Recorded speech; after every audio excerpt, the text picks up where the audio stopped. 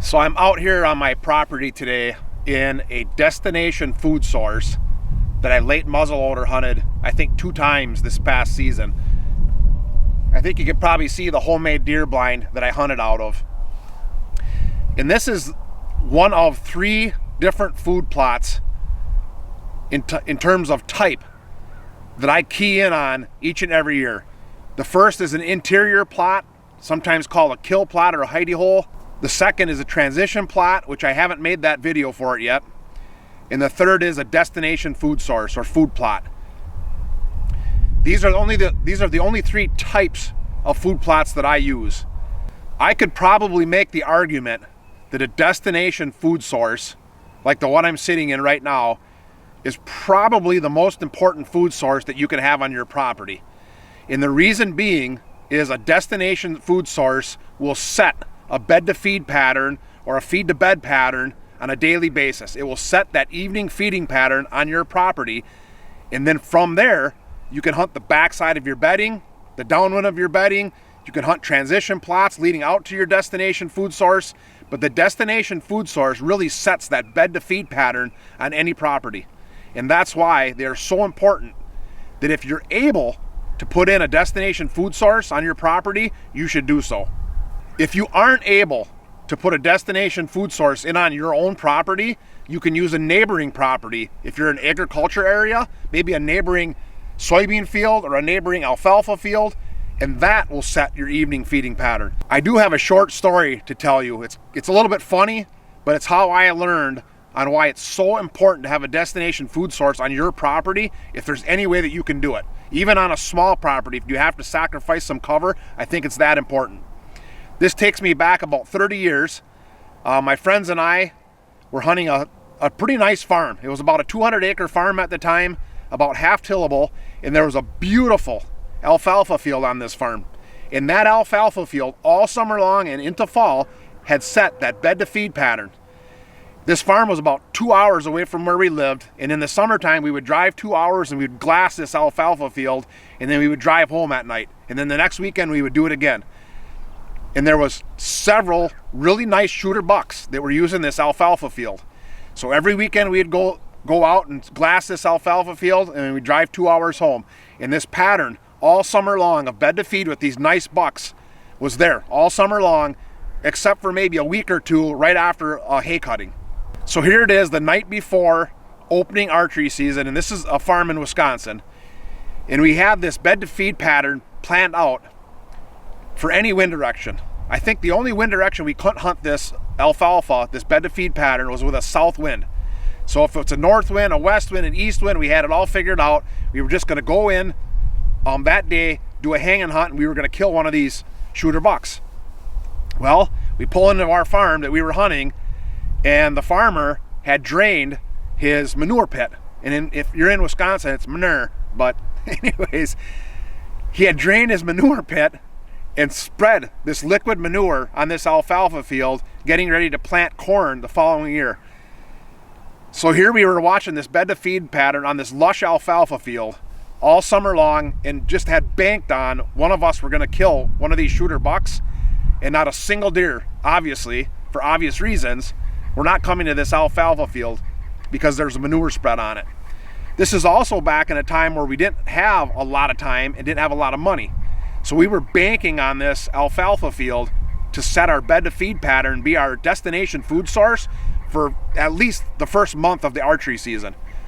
Well, we basically sacrificed about the first 5 or 6 weeks of the archery season where we couldn't get on. We just couldn't get on another nice buck because of this manure incident.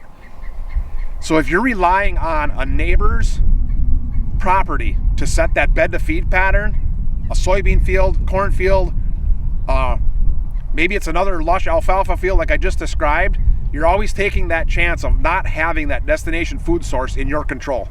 In my destination food sources, I like to target soybeans, corn, and then some type of green.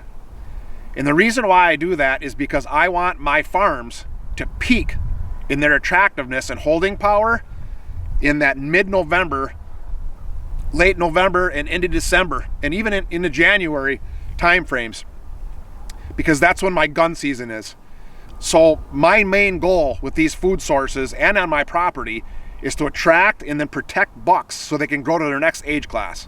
So that's why I'm targeting peak attraction on my farms in that late November and December timeframes, because that's when the majority of the bucks are getting shot, because that's when the gun seasons are. So I'll do corn and beans, and then oftentimes I'll fence in those corn and beans. This food plot that I'm sitting in is about 2 acres. And a 2-acre soybean or corn plot in most parts of the country might get decimated. The deer might browse them right down to nothing. So in this case, I'll actually fence in these soybeans and corn. I'll electric fence them in, and then I'll release these soybeans and corn, getting more toward that mid to late November. And then I'll plant my greens, which will still establish that bed to feed pattern around the outside edges, or maybe I'll sacrifice a 1/4 acre, a 1/3 acre on a couple of the edges of these destination plots so that they have greens for the early part of the season. And then when I take down the fence, they'll have soybeans and corn, which still establishes that bed to feed pattern. It keeps me going all season long. And now, because I do have beans and corn, I have a great late November into December, even early January food source on my property. The green part of my food plot, I'll plant in the same green blend that I plant in all of my green food plots. And that's a winter hardy cereal grain like winter wheat or winter rye. Then I'll mix in oats and crimson clover. If you want to add a winter hardy pea or even a brassica like apple turnips, you can do that. I sometimes do that, but the main focus is the winter rye and winter wheat, the crimson clover, and the oats.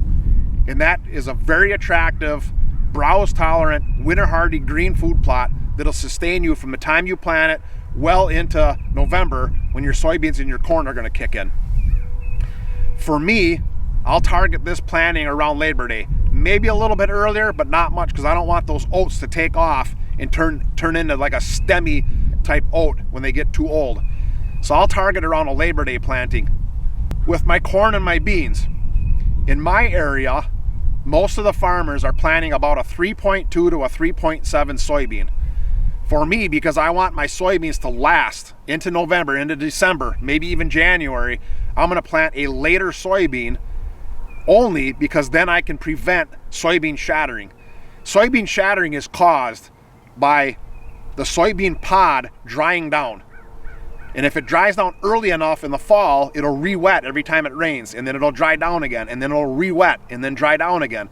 It's this constant re-wetting and drying down that eventually causes that pod to open up and shatter. So by planting a late full maturity, even beyond what the farmers in your area are planting, will give you the greatest success, or the highest odds that soybean pod won't shatter. And I've had great success doing this. So in my area, like I said, it's a 3.2 to a 3.7. I'll plant at least a 3.7, if not a mid-4 category soybean. Let's say you're in central Wisconsin. Farmers are planting a 1.5 to a 2.0 soybean, for example. You might go as high as a 2.5 or even a 3 soybean. As long as you get them in the same time the farmers are getting them in, that full maturity, late season soybean will still mature and still give you a pod with beans. But because you're not worried about harvesting, you're not maybe worried about a little white mold where you get deducted at the grain elevator, it's okay that your beans are gonna reach full maturity and dry down later in the season, but that gives you your best chance of avoiding soybean shatter. As far as my corn, I like to plant a variety that's tall with a tall ear height, and that gives me my best chance, again, of making it to the November, December, January time frames, because that tall ear height keeps it away from turkeys, raccoon if possible, and even some of the deer pressure it'll get early in the season. As far as what I buy the cheapest soybeans, as long as they're in that category that I'm planting, usually an enlist soybean, and then the cheapest corn, field corn, that I can buy with that tall ear height if I can get it. If I can't get the tall ear height, but I'm, let's say, given some free seed from a neighbor, I'll take the free seed from corn before I spend $250 for a bag of production corn. Let's talk about hunting these destination food plots a little bit. For me, these destination food plots are what are setting my bed to feed and my feed to bed pattern every single day. I don't want to break that pattern. I want them to have this destination food source of greens, beans, and corn where they don't have to worry about any hunting pressure. They know once they're there, I'm not going to be there hunting them. So I typically will not hunt these destination food plots during the entire archery season. I just leave that destination food plot there to establish that bed to feed pattern. I let them have it. I just give it up. I'll hunt my ditch crossings, my inside corners, my fence jumps, my transition plots, which I haven't made that video yet. I'll hunt all these areas, but I'll give up that destination food source. I'll let them have that. Now, once the gun seasons, the primary gun seasons are over in my area, and if there's, let's say, a late gun season, like a late muzzleloader season, some kind of primitive weapon hunt, then I'll go in and I'll hunt these destination food sources when the soybeans and the corn are really drawing a lot of deer, and I'll sit in a homemade box blind like this, pretty far off these food sources, so I can get into these food sources for an evening hunt. And even if there's deer out in this food source, I can get down in these grasses. For me, it's these tall grasses, or I'll put that blind low to the ground or even on the ground, so when I get out, I can maybe use terrain features or something so I can get out without bumping this food source. And I'm relying on this muzzleloader to give me like 150 or a 200 yard shot, so I leave these food plots alone. But that's how I'll typically hunt these food sources, a destination food source. I'll give it up for archery season. I won't hunt it at all. And then after the main gun season in your area is over, then I'll come in for a primitive hunt, like a muzzleloader season, which is usually like later November or into December in most parts of the country, and then I'll hunt these destination food sources with a firearm. So just to kind of recap, the destination food source, if you can get one in on your land, in my opinion, is probably the most important food source that you can plant for deer, especially if your goal is to attract deer to your farm and protect them so that you can grow them to their next age class. I typically won't hunt these food sources during the archery season or during a gun season or the primary gun season, and once that's over, I'll come back in during a primitive hunt, usually a late muzzleloader hunt, and that's when I'll hunt these food sources from a distance out of a blind, like what's behind me. Corn and soybeans are my favorite thing to plant in these food plots, surrounded with some type of green. And the corn and the soybeans, I typically fence in and release them toward right before that rifle season or that shotgun season in your area opens. When it comes to electric fencing these food plots, I typically won't electric fence the green part of the food plot. The green part of the food plot is usually one side or around the outside edges. They'll make up maybe a quarter of that 2 acres, but the green part is outside the fence. The fence will usually stay up until maybe a week before the gun season, the primary gun season in your area starts. And then I'll take that fence down. I'll just pull the fence down and I'll push it to the ground, and I'll allow those deer to start using the soybeans and the corn, because I want my farm to peak in attractiveness and holding power during these gun seasons, these rifle seasons, shotgun seasons, whatever in your area is killing the most younger bucks that you want to grow to the next age class. That's when I want my farm to peak. So I take the fence down maybe a week to 10 days before these gun seasons open up in your area. That's when I would take the fence down. I guess the last 2 points I'll make if you're thinking about putting in one of these destination food sources. One is, if you're hunting 30 acres or 60 acres or 80 acres and you don't have a lot of open ground, you just don't have 60 or 80 acres of open ground where you can put a 10-acre destination food source in. You don't have to. Like I said, this destination food source is 2 acres. I honestly have never planted one myself that's been more than 3 acres, because I just don't have the money or the acreage to be putting in these giant destination food sources. So 3 acres is plenty, and that's where that electric fencing comes in. The second thing is, it doesn't have to be that huge, because I need it to last through that gun season. And if I want to like late muzzleloader hunt, I need that corn and that soybeans to last through that late muzzleloader hunt. Once that late muzzleloader hunt ends for me, if I run out of corn, if I run out of soybeans, I'm okay with that. My woody habitat, my woody browse, my normal, really good habitat that I create through opening up the canopy, just like the thick cover, that will sustain the deer plenty good throughout the winter. The second thing I'd like to point out is if you only have cover and timber, so you're thinking, I can't put one of these destination food sources in because I'd have to bring machinery in and dozers and whatever to do this stuff.